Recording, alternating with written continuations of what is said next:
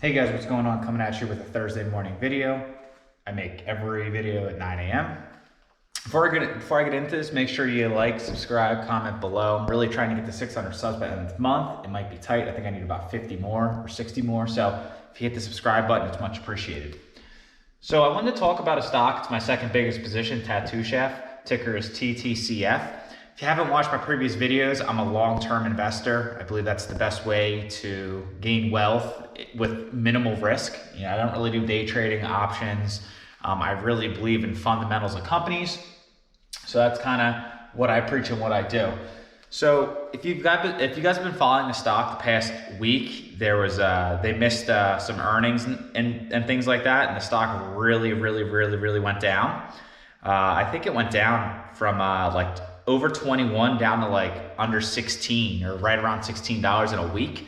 So, if you have weak hands or you're not really sure what you're really investing in or you don't believe in the fundamentals of the company, that's, where you're going to get yourself in trouble and get a real bad taste, in the market. So let's just say you bought at 20, 25, 18, which, if you bought over the late winter or spring, it was above that and it goes down to $16 again, which you don't think is going to happen. Then you panic because you're like, oh my God, is it going to go down to 10? So then you sell. And then guess what? A week later, it bounces right back. So the reason it did that is because the fundamentals really didn't change. They're constantly, like, they're going to grow. They're making progress and getting more deals with stores like Kroger and stuff like that. There's clearly supply chain issues everywhere. So you just got to keep that in mind when you go into a company. If you really believe in what you're investing in, you should look at it as you're getting at a discounted deal and just buy more. So that's kind of what I did. If you haven't watched my previous video, my one last back, I made a video on when I bought, at what price, and what percentage of my portfolio of that stock I bought. So if you're interested in see what I bought at or what I did, just go back in that video. I don't want to talk about it again, obviously, because it'd be repetitive. So the stock, after, this is a little after hours. It is sitting at, right now it's sitting at $19.77. So, is $19.77 a buy?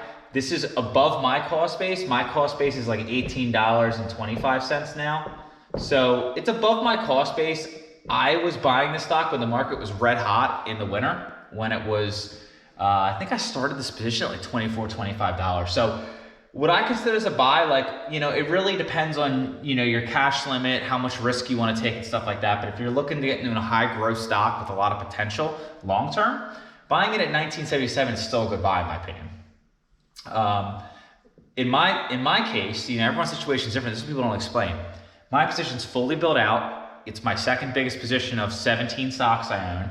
So I'm not really looking to buy more unless I'm getting it at a discount deal off my cost base. So if I was just starting out buying the stock, yes, I would enter in right now. I entered in at $24. I thought that was a good deal. So, you want to start, and if it goes down, great. If it goes up, let it ride. Really, ideally, what you want to do is you want to buy stock and you hope for it to go down. Because if it goes up continuously, you can't build out a position. You don't want to just buy it once and, just let it go. You really want to buy it anywhere from 4 to 10 times. That's what I do. So that's my opinion on that. What's a good buy? So like I just said, it really depends. Where I'm looking to buy or where I'd buy more, if it's sub 17, that's probably where I would buy again. Anything under 17, I'll buy.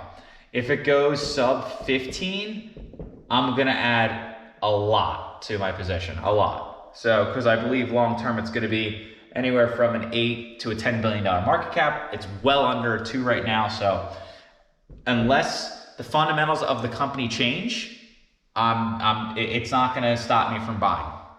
That's how I look at it. It's really that simple if you do your research. And also, if things if things fall and you're panicking, that means you're not confident what you're buying in. So that's why you got to do your own research. You can't just go off what someone else says and be like, oh, this has to be a good buy because this person knows what he's doing, or his portfolio has a 30% return this year. Yeah, that's a good thing, but you get scared if something goes wrong because then you don't know what's going on. Remaining months. So this is something that not a lot of people talk about. So we're almost into September, right?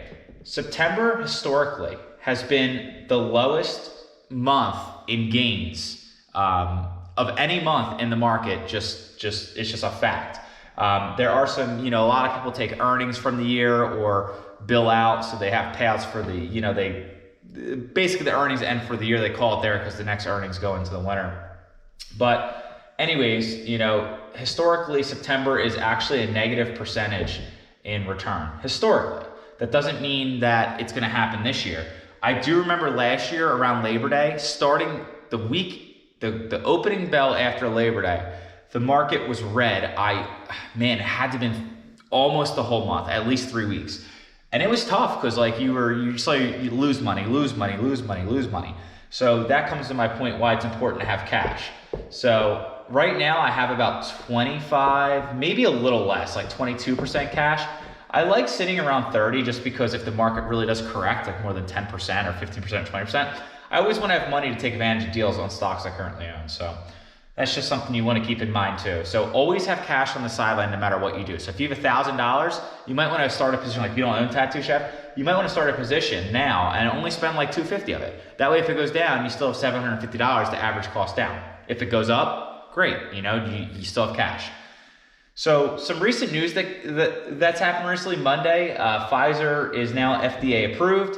So I think that's what started this green momentum. It gives some relief of the Delta. The Delta had a lot of fear and people thought we were going to go back down to lockdown, which we still might, but with an FDA approval and more companies requiring it, schools, this and that, I'm not going to get up to politics, but it makes people feel easier about the economy and how it's going to recover. Because if you get the shot, allegedly, you're less likely to get sick and spread it and all that stuff.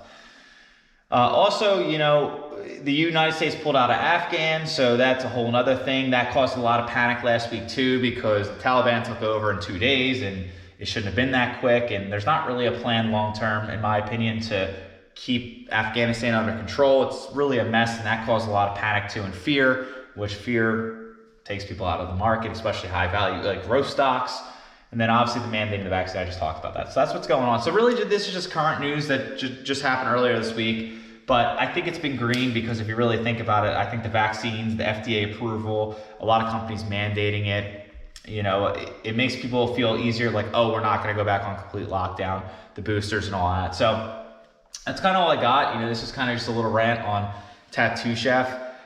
Let's see some big earners from yesterday's market that I'm in. So we had, let's see, what had a big day? I mean, really, Ttcf is only one of my stocks that had a big day. It was 3.86%, which is great. So Win had a nice bounce back, but that's awesome. That kind of makes sense because it was at $90 last week and people were scared about the lockdown, stuff like that. Now there's FDA approval, so it bounced back up to $100.80. I actually did buy it. I wasn't making videos because I was really busy with other things. I did buy it $92 range, and I did buy it 90 again when I average cost up. My cost base was $65. It's now 72, so I bought a pretty big position that, but I did not make a video of that because I wasn't around last weekend. So that is a stock I'm in. That's kind of my, kind of like a value stock. I think Win's a great company and stuff like that. So I did average cost up in that. I hate doing that, but I felt like it's never going to go to 75, under 75 again, unless we go on complete lockdown and there's mass panic, which I don't think is going to happen personally. So that's all I got till tomorrow. Make sure you like, subscribe, comment below. Really trying to get to 600 subs by this month. And that's all I got. Peace.